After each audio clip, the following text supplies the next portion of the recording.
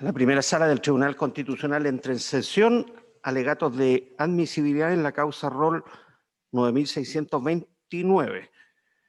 Requirente don Arturo Fernández Rodríguez por la inaplicabilidad de los artículos 488 en relación con los artículos 457 y 509 del Código de Procedimiento Penal. Tiene la palabra el relator don Lino Rifo. Muchas gracias, señor presidente. Por resolución de la primera sala de esta magistratura constitucional de fecha 16 de diciembre del presente año, se llamó a las partes a alegar en autos en relación al cumplimiento de los requisitos de admisibilidad del requerimiento deducido y en específico sobre el carácter decisivo de los preceptos cuestionados en la resolución del asunto, atendido el estado actual de la gestión judicial pendiente invocada. El requerente afirma ser un oficial en retiro del Ejército de Chile, condenado en el marco de un proceso penal regido por el Código de Procedimiento Penal con fecha 29 de octubre del año 2019. En dicho proceso fue sancionado junto a otras 11 personas como coautor del delito de secuestro calificado de 38 víctimas, imponiéndosele una pena de presidio perpetuo. Señala que la Corte de Apelaciones de San Miguel, conociendo de recursos de casación en la forma y apelación, resolvió condenarle por homicidio calificado en sentencia de noviembre del año 2020, imponiéndole una pena de 10 años de presidio mayor en su grado mínimo.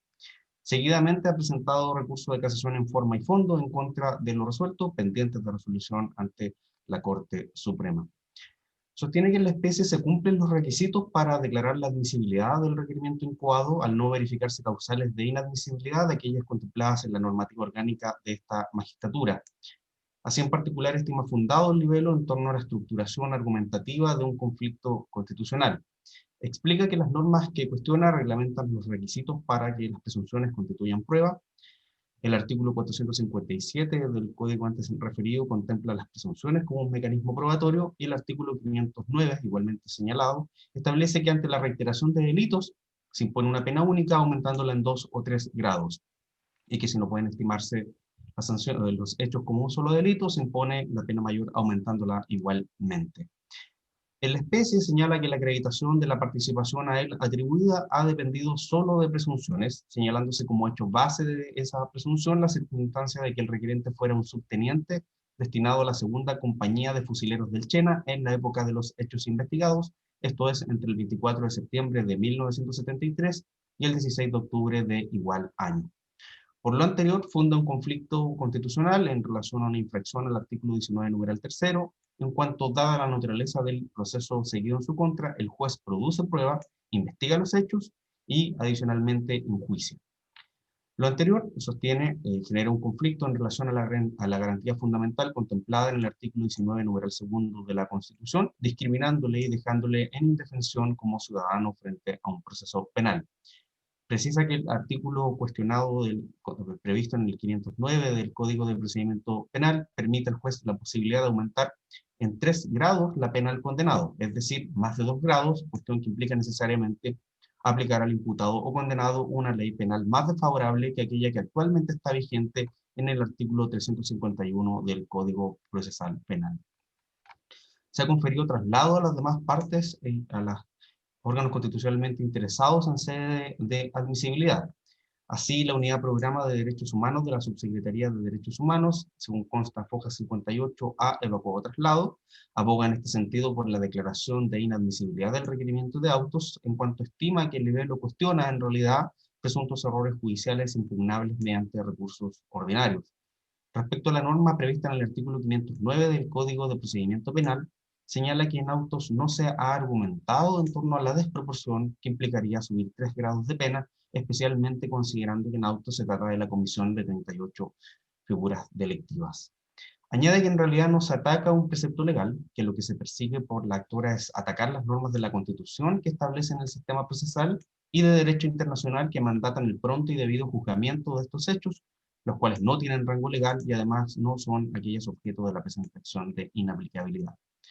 Aduce que concurren las causales de inadmisibilidad del artículo 84, numeral quinto y sexto de la normativa orgánica del Tribunal Constitucional, en cuanto al conflicto planteado reside en uno de naturaleza abstracta y que el libelo carece de fundamento plausible al resultar justificada la persecución de crímenes de esta naturaleza, siendo ello incluso una obligación del Estado.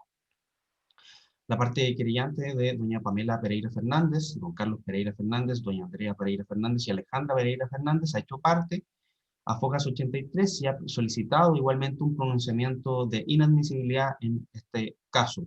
Señala para ello, en síntesis, que en realidad el requerimiento no es oportuno, puesto que ya existe una sentencia condenatoria en segunda instancia, según se ha referido previamente, y en segundo lugar, más refiriendo que lo que se cuestiona más bien es un tema de valoración de prueba, una cuestión que escaparía a la naturaleza propia de una acción de inaplicabilidad por inconstitucionalidad.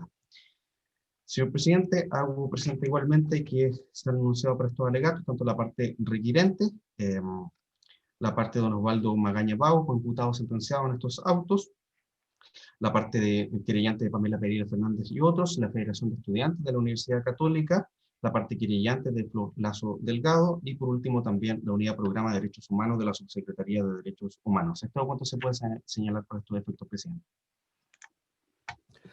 Muy bien.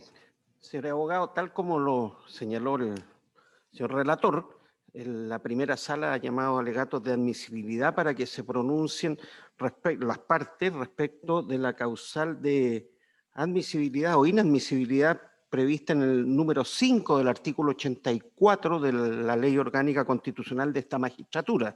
Específicamente, les vamos a pedir su ilustración respecto de si las normas impugnadas pueden tener efecto en las casaciones que están pendientes ante la Corte Suprema, en tanto y en cuanto se entienda que esas casaciones constituyen la gestión judicial pendiente sobre la cual debería recaer una eventual sentencia del Pleno de este tribunal. Así que le agradecemos que se circunscriban a ilustrarnos los señores abogados, señorita abogado, sobre ese punto, 84, número 5 de la Ley Orgánica Constitucional de esta magistratura. Así entonces, por la parte requirente, tiene la palabra en primer término don Maximiliano Murat.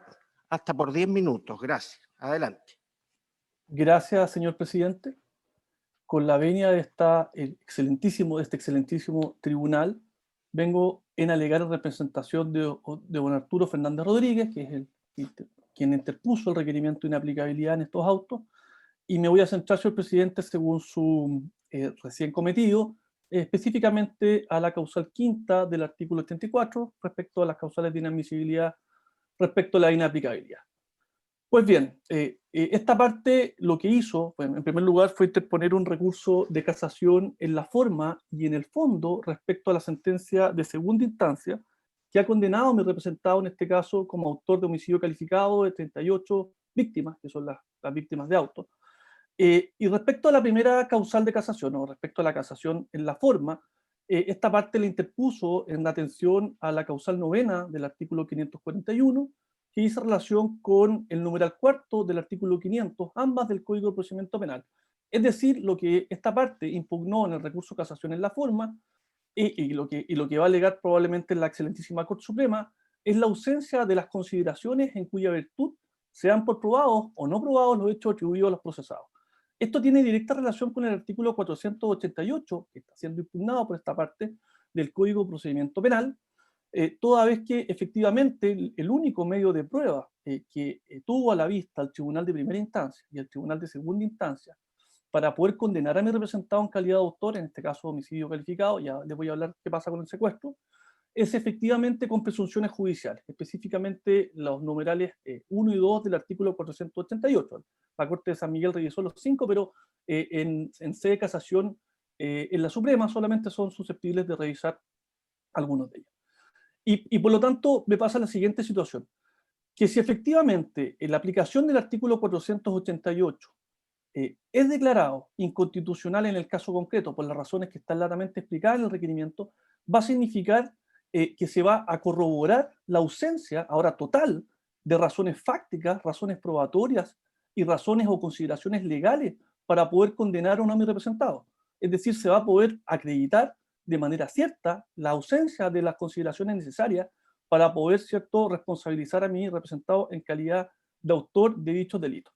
A su vez, el recurso de casación en el fondo también fue interpuesto respecto a las normas regulatorias de la prueba, en especial el artículo 546, número 7 del Código de Procedimiento Penal, en razón al artículo 488. Es decir, nosotros también estamos alegando en el fondo de que el artículo 488 está mal aplicado. Están aplicados los requisitos que dicen relación con la determinación de la presunción judicial como medio de prueba.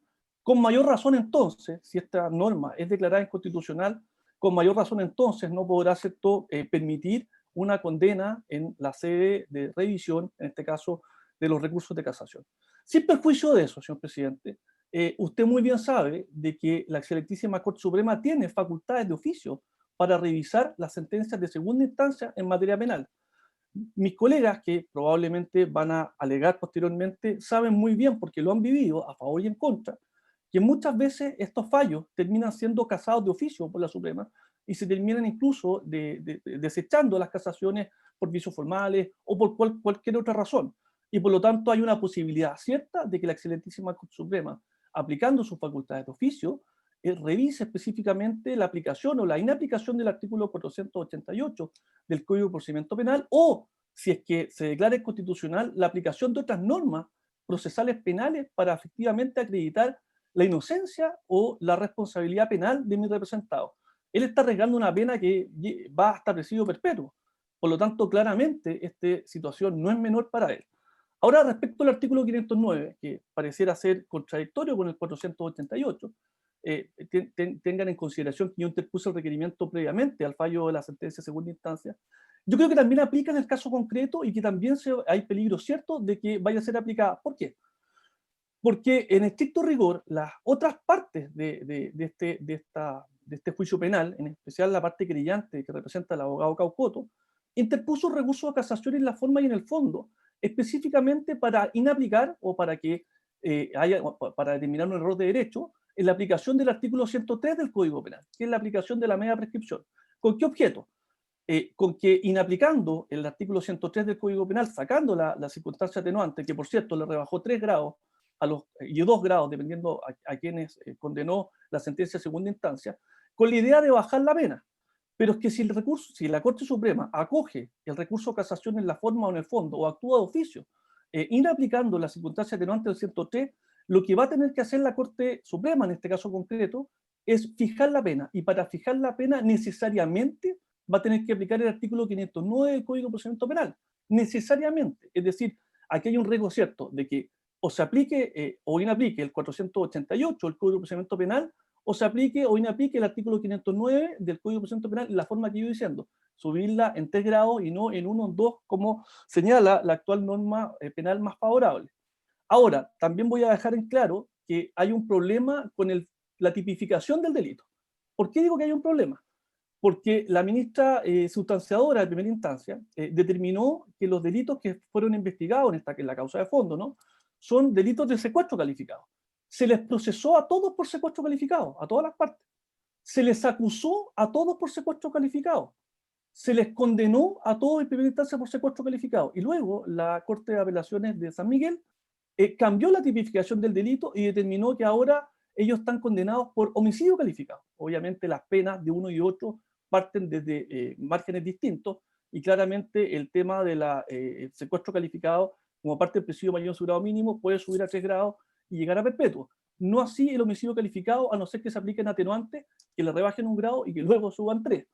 ¿Y por qué lo digo? Porque una de las partes que también fue condenada, el señor Quintanilla, mediante su abogado, interpuso un recurso de casación también forma y fondo, entendiendo de que efectivamente estaba mal calificado el delito, de que había otra petita, de que la Corte de Apelaciones se había pronunciado sobre un tema que no fue discusión durante todo el juicio, y que por lo tanto incluso la tipificación actual del delito podría cambiar y podría volver al delito de secuestro calificado a efectos de aplicar claramente, y ahí podría haber un riesgo cierto de aplicación, de 3 grados, como lo hizo la sentenciadora de primera instancia, entonces produciéndose un resultado inconstitucional respecto al artículo 509. La verdad, las cosas que lo que yo sostengo es que, habiendo tantos recursos de casación en la forma y en el fondo, y habiendo una posibilidad cierta de que la Corte Suprema case de oficio, estas dos normas van a ser centrales en la discusión en la excelentísima Corte Suprema, porque una determina la participación penal de este procesado y de los otros, y la otra determina la fijación concreta de la pena, dependiendo del tipo de delito que finalmente se tipifique, dependiendo de si se aplica o no la media prescripción, que bajó 1, que baja 2 o 3 grados, o dependiendo si se aplican otras circunstancias atenuantes, el caso del señor Magaña, o el caso del cabo Vázquez, o el caso de otras personas que han recurrido también de casación, dice relación con circunstancias atenuantes, que de darse, también podríamos tener que se rebaja en 1 grado la pena, por lo menos, pueden también ser 2, y luego entonces podrá aplicarse, de acuerdo al 509, por la cantidad de delitos, la elevación de la pena a 1, a 2 o 3 grados. Por lo tanto, el peligro cierto de la aplicación en el caso concreto existe. Estamos ante una gestión pendiente que no ha finalizado. Recién se interpusieron los recursos de casación forme fondo, se tuvieron por admitidos, se elevaron a la excelentísima Corte Suprema. Ahora falta que pase la admisibilidad arriba, falta que se la pasen a un relator, falta que el relator se aprenda la causa, y ustedes muy bien saben que eso se demora un tiempo, falta que se ponga la causa en tabla, que se alegue la causa y luego que se falle. Es decir, tenemos un tiempo mucho mayor a 1 año en que esto ocurra. Yo aquí le solicito a la primera sala que si la razón por la cual no van a coger la admisibilidad es porque van a haber un problema de tiempo y por lo tanto la suspensión va a afectar a las demás partes, yo desde ya solicito renunciar a mi derecho a que se suspenda la tramitación de la causa principal, teniendo presente que el fallo de esta causa, si se llega a coger la admisibilidad, va a ser anterior a la vista de la causa en la Corte Suprema, a efectos de no dañar a mis distinguidas contrapartes en una dilación innecesaria. Lo que busca esta parte no es una dilación innecesaria, estoy renunciando a mi derecho a suspender. Lo que busco es que efectivamente se haga justicia con delitos que pasaron hace más de 45 años, en donde se les condenan a las personas uniformadas mayores de 70 a 75 años a penas de presidio perpetuo por meras presunciones judiciales que claramente adolecen de un medio de prueba derogado que ya no existe y cuyo medio de prueba nace del propio juzgador o sentenciador. Señor presidente, para ser fiel al tiempo que usted me encomendó, doy por finalizado mi alegato en tiempo y forma. Si los demás miembros de este excelentísimo tribunal tienen preguntas al respecto, estoy feliz de contestarlas para no pasarme el tiempo una vez que los demás colegas hayan realizado sus alegatos. Gracias, señor presidente. Gracias a usted. Enseguida, por la parte de don Osvaldo Magaña, tiene la palabra don Luis Hernán Núñez Muñoz. Adelante, por favor. Gracias, señor presidente. Con la venia de su señoría excelentísima, alego en representación precisamente, como usted ha señalado, de don Andrés Magaña Bau, oficial en retiro del Ejército. El presente alegato tiene por objeto solicitar se declare admisible la presente acción por cumplir con todos los requisitos de conformidad al artículo 84 de la Ley Orgánica del Tribunal Constitucional. Lo anterior sobre la base de los siguientes argumentos. En primer término, su señoría, adhiero a todo lo expresado por mi colega Maximiliano Murat, comparto plenamente su argumento y lo incorporo a mi exposición, a mi alegato. Por lo que, para no repetir muchos de los argumentos que ha señalado el colega Murat, acortaré mi alegato en cuanto al tiempo. Solo agregar, sus señorías, que tanto los ministros que instruyen estas causas de derechos humanos como las sentencias que se dictan en los tribunales de alzada hacen un uso incorrecto de este medio de prueba que se reglamenta en el artículo 488 del Código de Procedimiento Penal, sin que se dé cumplimiento a ninguno de los preceptos que establece la propia norma, produciéndose con ello, y como ha estado sucediendo, efectos contrarios a la Constitución. En el caso sublítem, la sentencia de primera instancia aplica los fundamentos de derecho precisamente del artículo 488 en relación al 457. También en el requerimiento que ha realizado el colega Murat se señala, se argumenta en base al artículo 509. Lo que significó, en definitiva, la condena de 11 personas, entre ellos mi representado. Sus señorías, la ministra instructora, señora Marianela Cifuentes, pretende formarse la convicción de participación de los que condena sobre la base de dar aplicación precisamente a este artículo 88 en relación al 457, como he señalado, estableciendo la intervención, la participación de todos ellos sobre hechos que datan de una fecha de más de 45 años. Al respecto, cabe hacer presente, tal cual lo han establecido diversas sentencias, tanto en primera como en segunda instancia, como también la excelentísima Corte Suprema, que no basta con pertenecer a un organismo como la DINA, que no es el caso, porque a la fecha de ocurrido estos acontecimientos no existía la DINA. pero o haber estado en algún lugar, en algún recinto militar, a la fecha determinada, necesariamente se llegue a formar la convicción de alguna participación, no solamente de mis representados, sino que de los demás condenados. Existen ya jurisprudencias al respecto, casos de sentencias tan emblemáticas como Operación Colombo, que son muchas causas, pero se aglutinan en una llamada Operación Colombo. El episodio, por ejemplo, Arturo Greza Burto, cuyo número de ingreso en Corte de Apelaciones es 1853 de 2014, como una más reciente, Operación Cóndor. ¿Cómo no va a ser emblemática Operación Cóndor? Sustanciada por el ministro Mario Carroza Espinosa en rol de primera instancia 2182-98, que está en relación para ser vista en la Corte de Apelaciones. Todas ellas dan cuenta de esta argumentación que no opera las reglas de la presunción del artículo 88 por no ser procedente ni ajustada a la realidad de los hechos. Su señoría, se entiende la complejidad en la investigación de estos hechos acaecidos ya pronto a cumplir medio siglo. En la inmensa mayoría de estos casos van formándose a través de las propias declaraciones, tanto policiales como judiciales, de los que serán a la postre procesados, acusados y en definitiva condenados. Siendo las presunciones de este artículo 488 el pilar fundamental sobre la que se sostienen estas resoluciones, sin que existan otros medios de prueba, salvo prueba testimonial, que en la gran mayoría de los casos, nada aportan por la data de los hechos.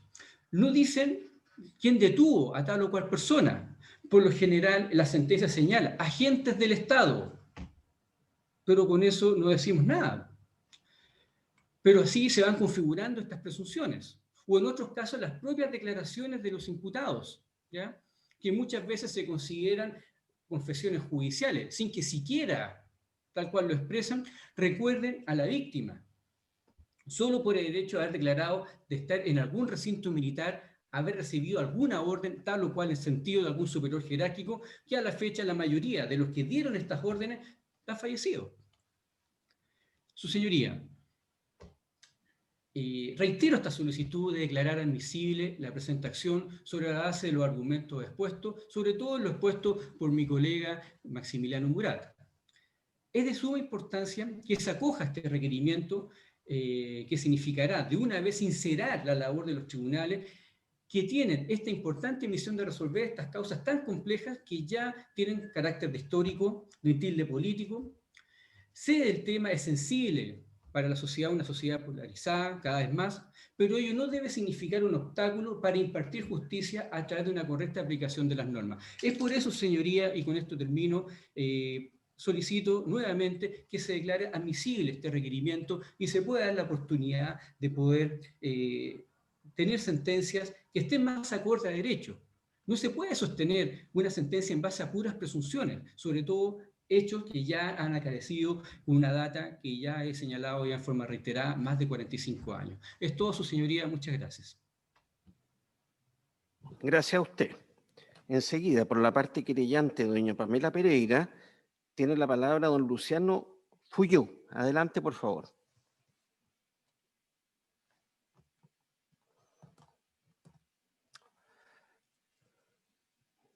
Active su micrófono, por favor.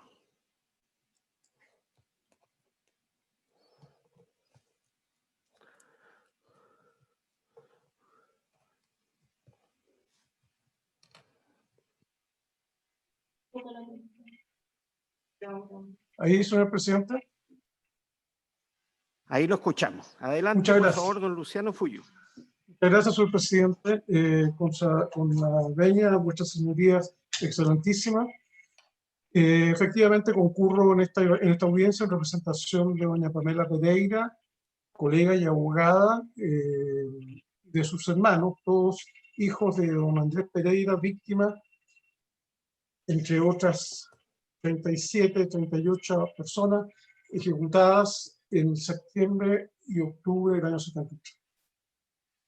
En esta especie, vuestras señorías excelentísimas, se encuentran agotadas las instancias de primer grado a través de la sentencia de la ministra Marianela Cifuentes, como se ha recordado por mi escrito contradictorio, y también por la Corte de Apelaciones de San Miguel, cuarta sala, en fallo del día 10 de noviembre del presente año.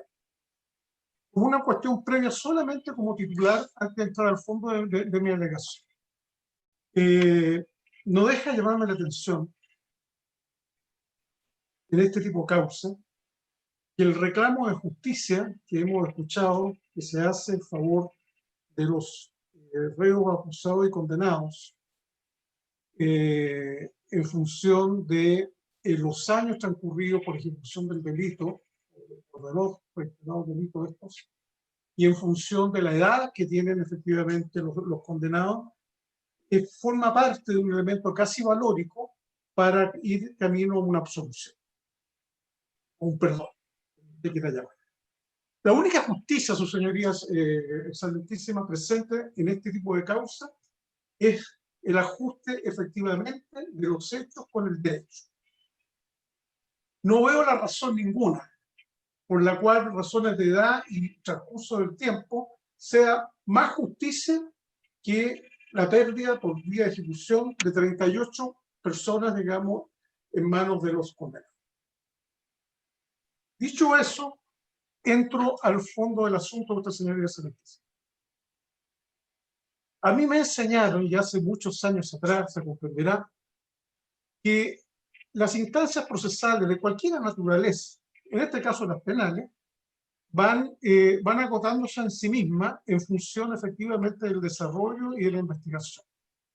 En estos autos, estas alegaciones que hoy escuchamos a través de este presente recurso, nunca fueron efectivamente desarrolladas, impetradas durante los largos años. Su señoría excelentísima, llevamos 47 años los hechos en primera instancia. Ejercieron todos los derechos del debido proceso, los colegas aquí presentes.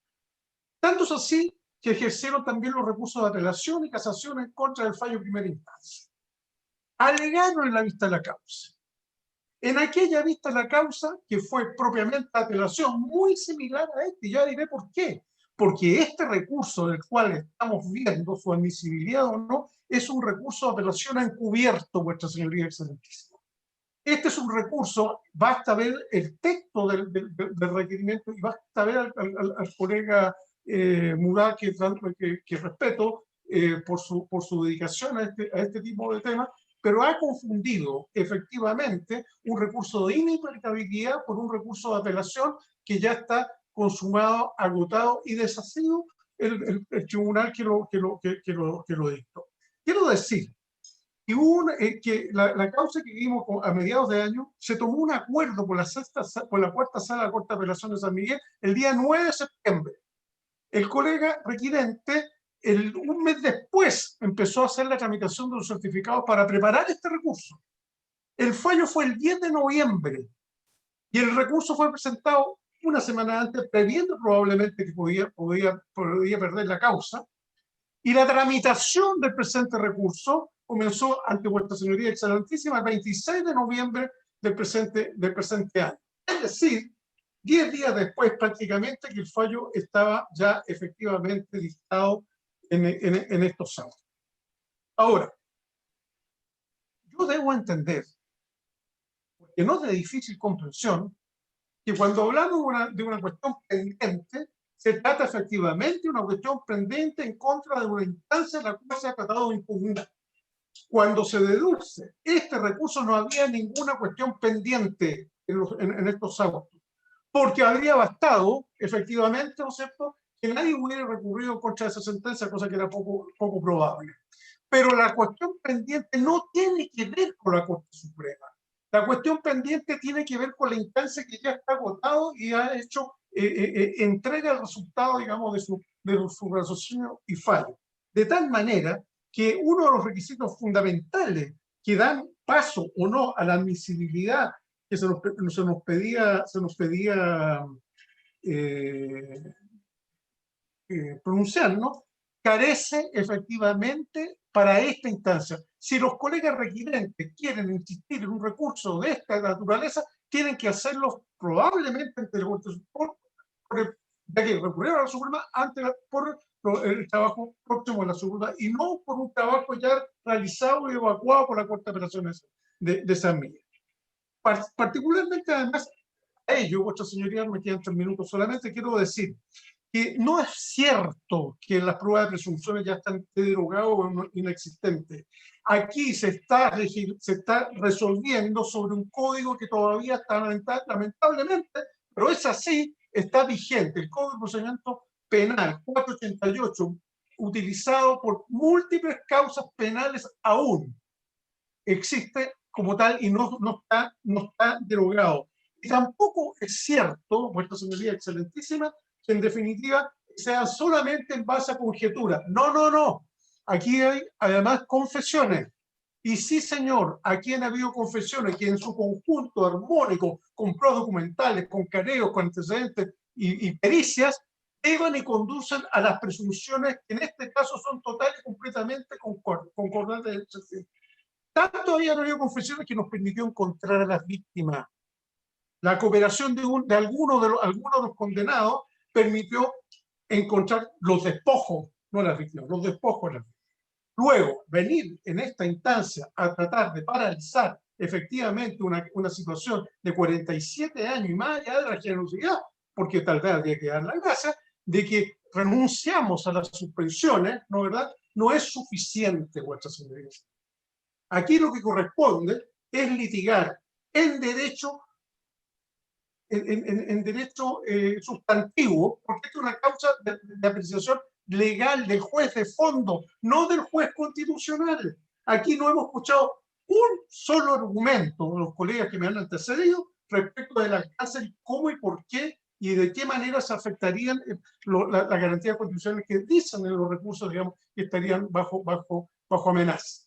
Aquí lo que hemos escuchado son argumentos de apelación, cuando no de otro tipo de recursos. Y en ese sentido, creo, vuestra señoría excelentísima, que el artículo 5, el número 5, perdón, del artículo 84, ergo 47F, fin de la ley refundida, no da paso ni espacio tampoco a que efectivamente la admisibilidad sea una cuestión que pueda prosperar en esta instancia. Dejemos que la función que transcurra, que se desarrolle, que la institución del derecho penal y de los delitos de derechos de lesa humanidad lleguen a su estado de agotamiento, digamos, efectivamente, por los fallos jurisprudenciales de la sentencia de la Corte Suprema. Porque no es casi agraviante escuchar de que los ministros que llevan causa de derechos humanos hacen una aplicación reiterada, falsa, equivocada de este artículo 488. Muchas veces se recurre a esto porque no hay otros elementos de prueba. En este caso en particular sí lo hay, y múltiples, señorías excelentísimas. 72 tomos, 47 años y una investigación acuciosa, ¿no verdad?, da cuenta efectivamente del cruce de las sanciones con los hechos, los responsables, aun cuando en esta instancia solamente hay un solo abogado requirente por este recurso. Atendido que me quedan nada más que 15 minutos, 15 segundos, yo quiero agradecer a vuestra señoría excelentísima el tiempo dispensado, la atención, y pedir claramente y derechamente que este recurso sea rechazado su admisibilidad con especial condena en contra, porque es se está explotando, tensionando una institucionalidad jurídica que no está dada para este tipo de debate. Muchas gracias, señor presidente. Gracias a usted. A continuación, por la parte querellante de la Federación de Estudiantes de la Universidad Católica, tiene la palabra don Francisco Bustos. Adelante, por favor. Muchas gracias, señor presidente. Con su venia y la de esta excelentísima sala, alego por la Federación de Estudiantes de la Universidad Católica, por Memoria Histórica UC y la Agrupación de Familiares de Ejecutados Políticos. Señoría, esta es una causa que lleva 47 años de larga espera, como expresó el colega Caucoto en la vista ante la Corte de Apelaciones. No hay otra causa en todo Chile con esta cantidad de víctimas. Y me gustaría tomarme, dado que la inaplicabilidad lo que busca es hacer un examen en el caso concreto, creo que es importante detenernos en cuáles son los dos episodios que se juzgan en este caso.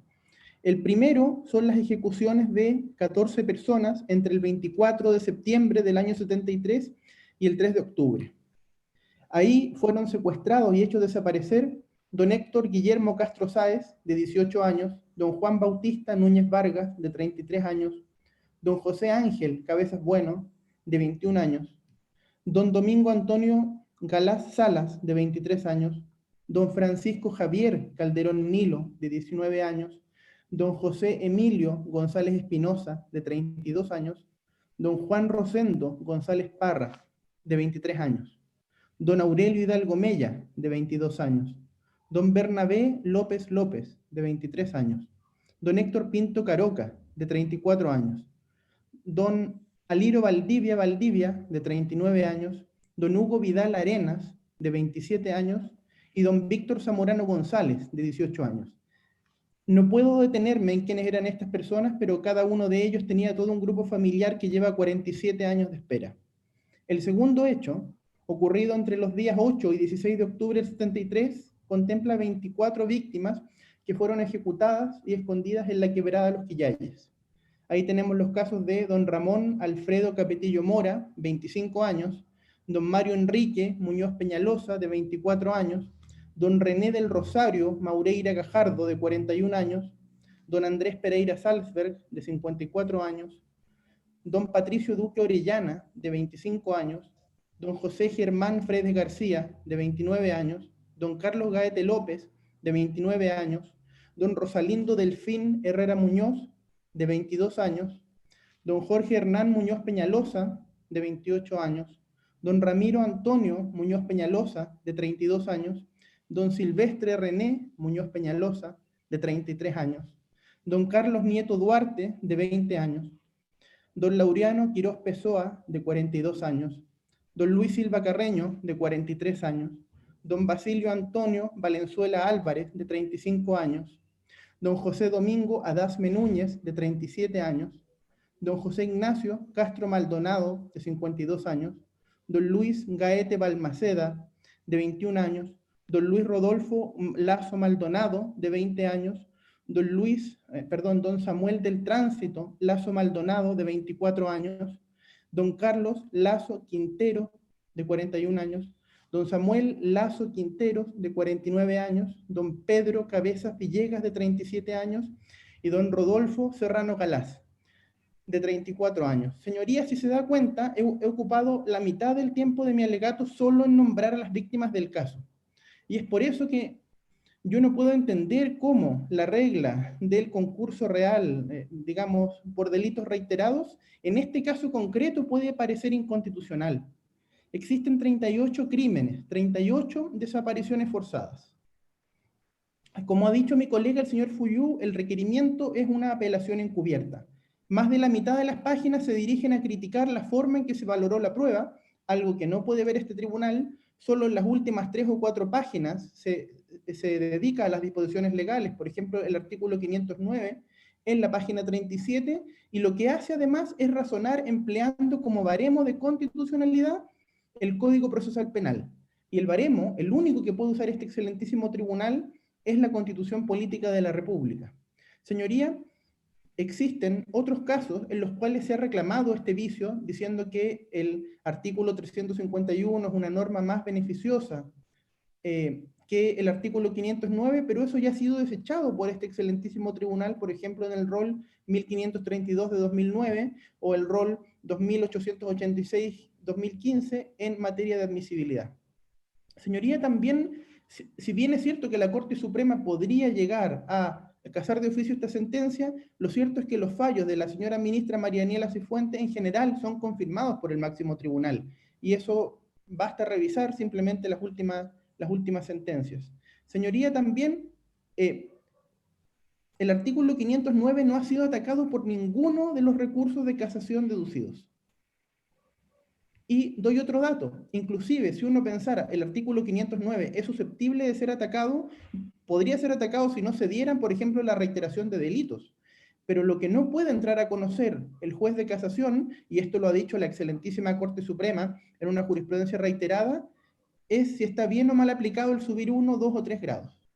E incluso, si la Corte se metiera a revisar si está bien subir 1, 2 o 3 grados, en un caso donde hay 38 víctimas de desapariciones forzadas, no creo que la Corte quiera aplicar menos de los 3 grados de reiteración. Si en este caso es inconstitucional, no me imagino en qué caso la reiteración tiene algún sentido. La pena tiene que reflejar la gravedad del delito. Como dice el jurista Oliver Wendell Holmes, la ley amenaza con ciertos males si uno hace ciertas cosas.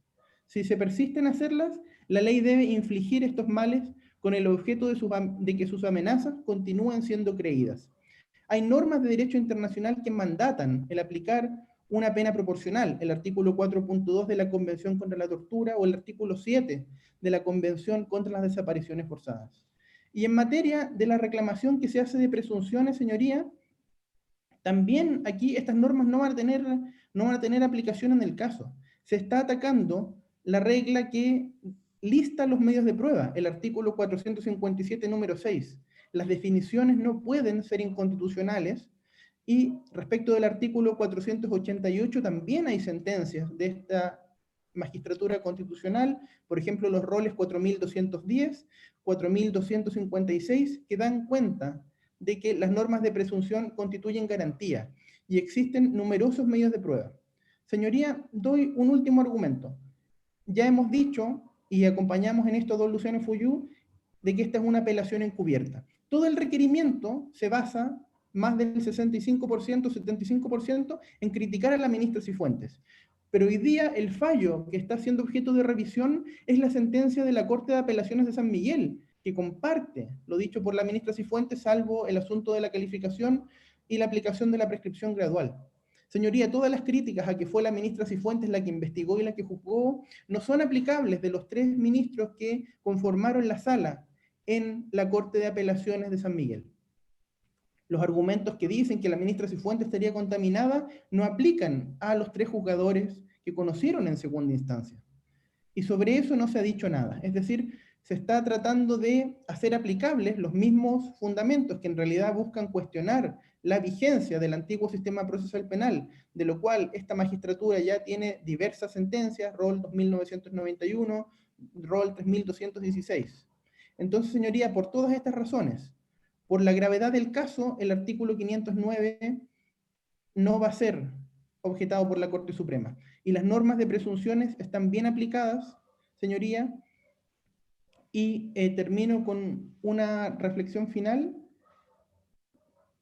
En este tipo de casos se ha buscado redirigir otro tipo de normas para buscar cuestionar el sistema procesal penal antiguo. Se están usando como una forma de buscar cualquier vía para llegar a atacar a los juzgadores, a la ministra Marianela Cifuentes, y de eso basta detenernos a leer el requerimiento. Más de la mitad, insisto, se refiere a analizar cómo fueron aplicados los medios de prueba en una argumentación que es más propia del recurso de apelación.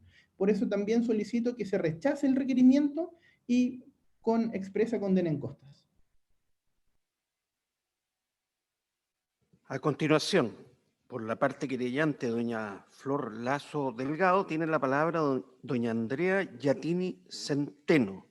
Adelante, por favor. Muchas gracias, señor presidente. Muy buenos días. Con su venia y la de este excelentísimo tribunal, comparezco en representación de los familiares de 35 de las 38 víctimas a quienes representamos en el presente episodio Paine principal, solicitando a este excelentísimo tribunal que declare inadmisible el requerimiento de inaplicabilidad presentado por el señor Arturo Fernández Rodríguez en todas sus partes, de acuerdo a los argumentos que voy a pasar a exponer su señoría. Su señoría, debemos partir diciendo que de la lectura del escrito del requerimiento, una vez más, estamos ante un requerimiento de inaplicabilidad que busca, primero, dilatar el proceso, y segundo, intentar hacer aplicable las normas del Código Procesal Penal a un juicio que corresponde ser llevado por las reglas del Código de Procedimiento Penal. Ya hemos escuchado que esta causa tiene sentencia de segunda instancia de fecha 10 de noviembre del 2020, y por lo tanto ya no existe la gestión pendiente que alega el requirente. El señor Fernández, señoría, fue condenado a tan solo 10 años de presidio mayor en su grado mínimo como autor de 38 homicidios calificados, su señoría. Esto por la aplicación de la media prescripción. En contra de esta sentencia, señoría, en tiempo y forma, el 25 de noviembre, la defensa del requirente presenta, sin complicación alguna, su recurso de casación en la forma y en el fondo, recursos que le fueron concedidos. En dichos recursos se impugna la aplicación del artículo 488, número 1 y número 2, presentando la casación en el fondo, invocando la aplicación, la causal del artículo 546, número 7 del Código de Procedimiento Penal. Y no hubo mención alguna en todo su escrito a la determinación de la pena de acuerdo al 509 del Código de Procedimiento Penal, señoría. Hoy ya la causa se encuentra en la Corte de Apelaciones, todo esto demostrado por los documentos que esta parte presentó el día de ayer.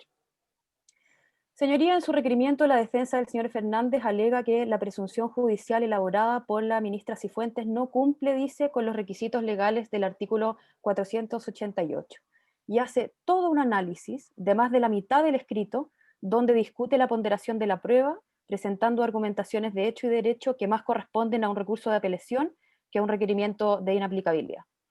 Recién, señoría, en la página 22 del escrito podemos leer el primer razonamiento que podría ser de inaplicabilidad. Y se trata en realidad del reclamo ya tan conocido a la estructura del proceso penal antiguo, plenamente aplicable de todas formas en virtud de la disposición octava transitoria de la Constitución.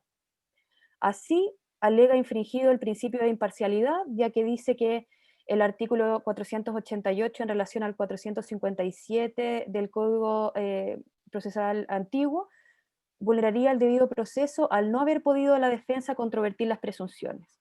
Pero esto no es cierto, su señoría, porque dicha prueba efectivamente pudo ser controvertida en la revisión de la causa ante la Corte de Apelaciones de San Miguel, tribunal que revisó las apelaciones presentadas, incluidas las de la defensa del señor Fernández, y luego de haber estudiado todos los antecedentes, entonces confirma la participación criminal del señor Fernández. Las faltas que le atribuye el requirente a la ministra Cifuentes, sin prueba alguna, debemos decir, escuchamos, son 76 tomos de una enorme, larga, exhaustiva investigación, no se le pueden atribuir ahora a estos 3 ministros que revisaron la causa y que nada tuvieron que ver con la primera instancia. Recién en los últimos párrafos del escrito se hace referencia al artículo 509 del Código de Procedimiento Penal, exponiendo que el parámetro constitucional sería el del artículo 351 del Código Procesal Penal, que permite aumentar las penas en 2 grados y no en 3, desconociendo o cuestionando nuevamente la disposición octava transitoria. Lo cierto, señoría, es que aumentar en 3 grados la pena por la comisión de 38 homicidios calificados, 38, no parece en absoluto desproporcionado, su señoría. En ningún caso una pena de 10 años por esta cantidad de delitos puede decirse que transgrede los derechos del inculpado. Su señoría, haciendo referencia a lo que ha solicitado este excelentísimo tribunal en relación al artículo 84, número 5 de la ley 17.997, primero respecto a lo establecido en el artículo 509 del Código de Procedimiento Penal, ya escuchamos que dicha norma no será objeto de conocimiento por parte de la excelentísima Corte Suprema, porque la defensa del señor Fernández no hizo ninguna alegación en cuanto a su aplicación. Ya hay fallo de segundo grado, por lo que este precepto legal impugnado ya no resulta decisivo en la resolución del asunto. Por otro lado, señoría, respecto a lo establecido en el artículo 488 y 457 del mismo cuerpo normativo, cuya inaplicabilidad se alega, ya ha sido bastante clara la jurisprudencia de este excelentísimo Tribunal Constitucional en decir que no serán consideradas aquellas argumentaciones que se basan en contradicciones abstractas y universales de un precepto legal con la Constitución, como ocurre en este requerimiento. Estas normas no son decisivas en la resolución del asunto, señoría, porque no son la única prueba en la que se basa la condena. Hemos escuchado, hay prueba testimonial, prueba pericial, hay prueba documental, son 76 tomos de investigación exhaustiva. Señoría, el artículo 457 simplemente enumera los medios de prueba. La verdad, no entiendo esta parte como una norma de este tipo podría llegar a ser inconstitucional. De hecho, parte esencial del derecho a la defensa y el debido proceso es saber cuáles son los medios de prueba para poder rebatirlos de manera correcta y de manera eficaz.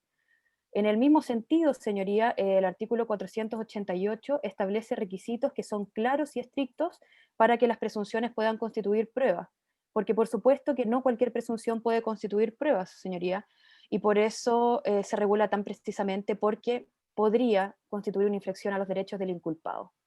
El hecho de que estas presunciones judiciales tengan estos requisitos así de claros también es una garantía para el inculpado, señoría, porque las presunciones existen, le guste al requirente o no, son el proceso y el análisis lógico que realiza el juez que le permite llegar a las conclusiones y con ello a una decisión en el caso. Esto ocurre en todos los procesos, señoría, de cualquier tipo, de cualquier naturaleza. Y en el proceso criminal antiguo, dicho esquema o forma de raciocinio, ¿cierto?, tiene un límite aún más claro porque obviamente se debe resguardar al inculpado ante el hecho de que el juez fue también el que investigó el sumario. La norma está para proteger al requirente en este caso. Lo que quiere el requirente es que no se considere las presunciones, su señoría, porque tiene otra interpretación de los hechos, pero eso es una cosa que no se puede discutir en sede de inaplicabilidad. Si no está de acuerdo con lo fallado por los tribunales, entonces que presente los recursos que franquea la ley, como lo ha hecho en cada una de las etapas del proceso. Ahora la causa está con su casación en el fondo y en la forma en la Corte Suprema. A mayor abundamiento, señoría, y me parece de toda relevancia traerlo a colación, este excelentísimo tribunal en la causa 4210, en el fallo de fecha 22 de enero del 2019, en el considerando séptimo, ha dicho, si me permite, señor presidente, ha dicho que cada uno de los términos del artículo 488 del Código de Procedimiento Penal define un escenario judicial de prueba exigente que puede ser contrastado en sede de apelación. Dice que estas presunciones respetan el principio de culpabilidad, puesto que admiten ser desestimadas. Ellas mismas implican ascender en la escala jurídica del raciocinio para fundar un reproche normativo del injusto aplicado a un caso concreto. Dice, no debilitan el estándar de culpabilidad al aparecer como prueba evanescente, todo lo contrario, la exigencia de cantidad y calidad de las pruebas de base la tornan la más exigente de todas las pruebas. Y desde ese punto de vista, falla este excelentísimo Tribunal Constitucional que admite que son conforme a la Constitución. Por todas estas consideraciones, entonces, señoría, solicitamos a este excelentísimo Tribunal Constitucional que declare inadmisible en todas sus partes el presente requerimiento de inaplicabilidad presentado por el señor Fernández Rodríguez con expresa condenación en costas. Es todo cuanto puedo alegar, señoría. Muchas gracias por su atención. Gracias a usted. Finalmente, por la parte querellante, Unidad de Programa de Derechos Humanos de la Subsecretaría del Ramo, tiene la palabra don Pablo Rubiño Lazo. Adelante, por favor. Muchas gracias, presidente. Con la venia de su señoría excelentísimas, comparece el abogado Pablo Rubiño, del Programa Unidad de Derechos Humanos de la Subsecretaría de Derechos Humanos, solicitando la inadmisibilidad del requerimiento planteado por Arturo Guillermo Fernández Rodríguez respecto principalmente al artículo 488, en relación, sí, con los artículos 457 y 509 del Código de Procedimiento Penal, por las consideraciones de hecho y derecho que se expondrán a continuación. Lo cierto, su señoría excelentísima, es que haré mías algunas alegaciones de los querellantes que me antecedieron, por cuanto no solo reflejan fielmente lo que esta parte va a exponer, sino que además han sido expuestas de manera bastante clara y en virtud del tiempo también. Por lo tanto, se centrará mi análisis primero en el análisis contextual de la causa y el estado procesal de la misma, y segundo en el artículo 488. Hago mías entonces las alegaciones bien expuestas por los querellantes sobre el artículo 509, la normativa internacional a aplicar, y además, como ya ha señalado también Andrea Gatini, quien me precedió, sobre el procedimiento penal antiguo y su plena vigencia y aplicación a raíz también del rol citado 4210. En primer término, es necesario analizar el estado procesal de la causa, los orígenes que fundamentaron el requerimiento de inaplicabilidad que hoy día nos tiene en la presente audiencia. Debe tenerse presente que la causa se origina a raíz de la de primera instancia, rol 4-2002F, conocida como paine principal, en la que luego conoció la Ilustrísima Corte de Apelaciones bajo sendos recursos de apelación en la causa rol 3221-2019. La requirente de la causa, es decir, don Maximiliano Murat, apeló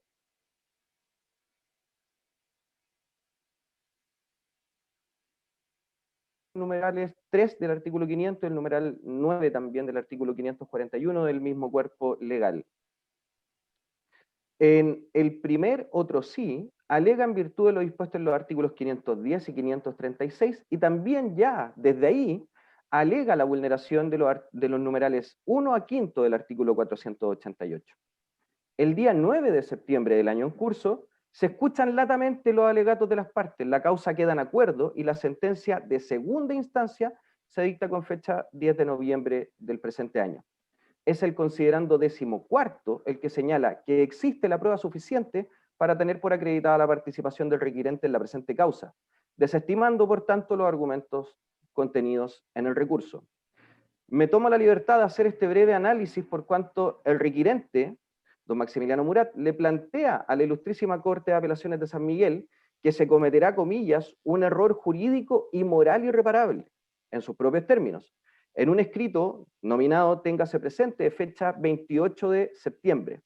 Lo paradójico de la presentación, su señoría excelentísima, y que en criterio de esta parte es lo que fundamenta el requerimiento de inaplicabilidad, es que la defensa no concurre a los alegatos ante la Ilustrísima Corte de Apelaciones de San Miguel y realiza los descargos que fueron contenidos, por lo tanto, en dicho recurso. Es más, arguye una vulneración de derecho a defensa ya en dicha oportunidad, pese a que en tiempo y forma bien pudo haber alegado la causa o bien pudo haber planteado alguna incidencia para la suspensión. Tanto es así que ante el rechazo de la presentación ante la Ilustrísima Corte de Apelaciones de San Miguel Téngase presente, repone a lo resuelto. Lo anterior, si bien puede parecer una anécdota de la presente causa, no lo es en términos del ejercicio de los derechos de la contraria. Se condice con las acciones que ha desplegado la requirente tanto en dicha causa de segunda instancia como en la presente, donde por diversos medios lo que busca es atacar la apreciación del material probatorio realizado por el tribunal, una apreciación de fondo y no la inaplicabilidad por inconstitucionalidad, es decir, y como han dicho los querellantes que me antecedieron, una apelación encubierta. En su oportunidad lo intentó atacar de manera adecuada a través del recurso de apelación, pero no lo hizo valer en estrado y por tanto realiza estos descargos en presentaciones escritas. En estos términos, entonces, su señoría excelentísima, valga lo dicho en el informe en derecho de don Enrique Navarro Beltrán en causa rol 5312-2018, página 11, que me permito citar, su señoría excelentísima. La acción de inaplicabilidad, como lo ha sentenciado el Tribunal Constitucional, no es una acción de amparo en donde se pretende impugnar el razonamiento contenido en una decisión judicial.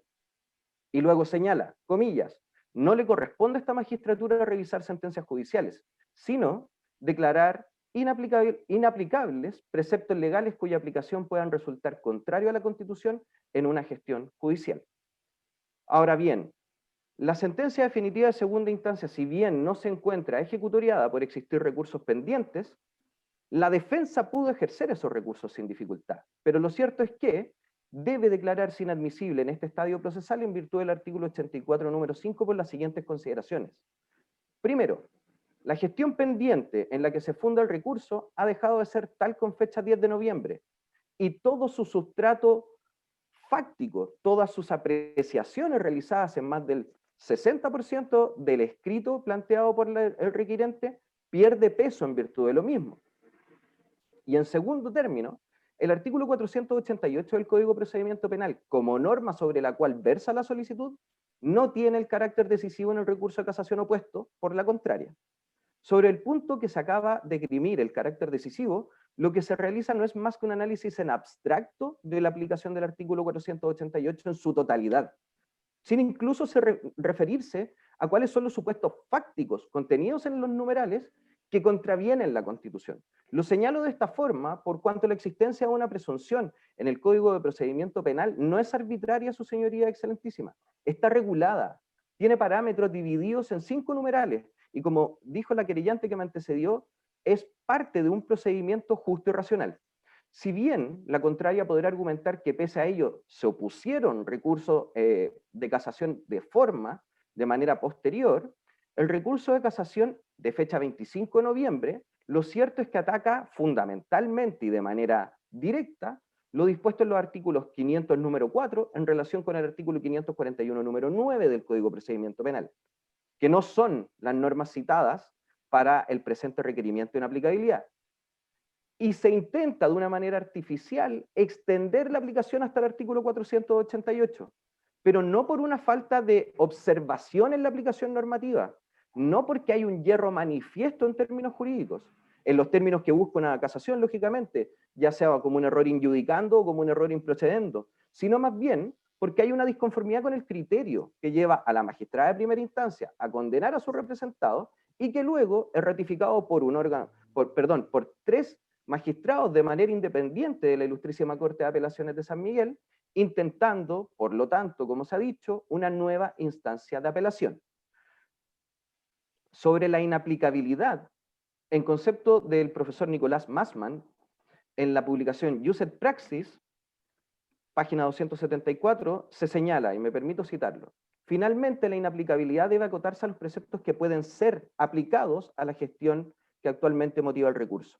El requiriente no puede solicitar la inaplicabilidad de un precepto ya aplicado en una gestión previa, como es el caso, y obteniendo una sentencia estimativa de inaplicabilidad, lograr que no se produzcan los efectos inconstitucionales que dicho precepto genera.